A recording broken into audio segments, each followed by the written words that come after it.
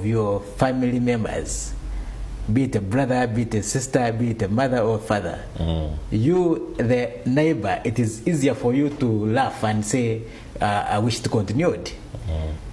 Not far from not far from this not far from not far from today, we have quite often been telling the country that this government has mastered the art of ruling on benchmarking on divide and rule.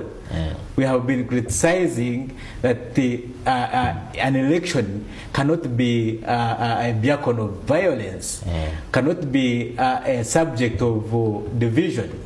And of course, because it is always between the government and the opposition, it is very hard for someone in NRM to believe that even that happens. But when you see that now it is beginning to be worse in the house, then they come out to make alarm. It means that the country is going astray.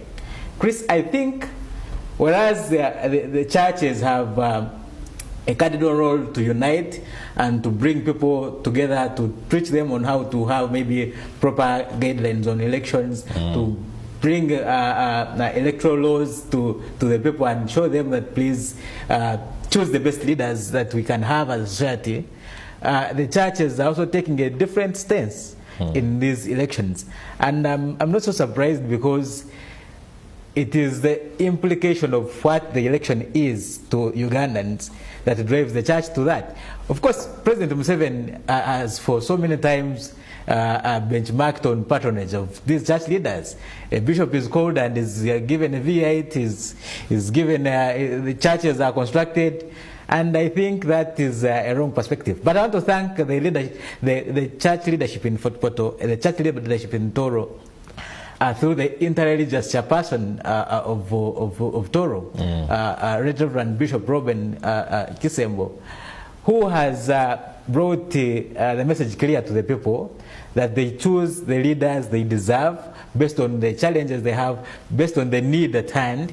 And it is very clear, and because he made a press conference, that even fundraisings in Toro are not allowed at church, as we talk today. Are you sure?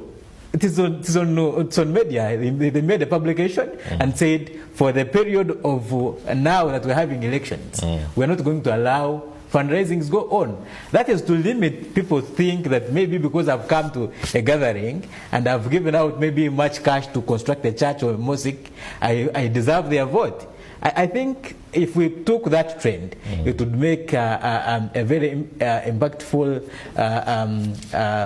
sign in the democracy of Uganda. But of course, this is just a small part we are trying to do in a bigger perspective of the politics that have lost shape. Ugandan politics, Ugandan elections are not far different from what one of the writers put forward in his book of Darkness at Noon. It is the fictional portrayal of the nightmare politics of our time.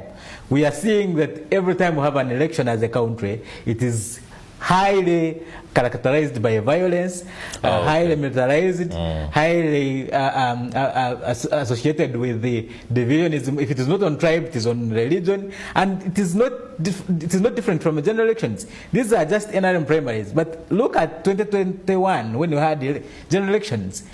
There were a lot of ill propaganda against the NRM and the National Unity Platform, trying to align that the National Unity Platform is the Uganda party and the NRM is the Western party. Is the Western party.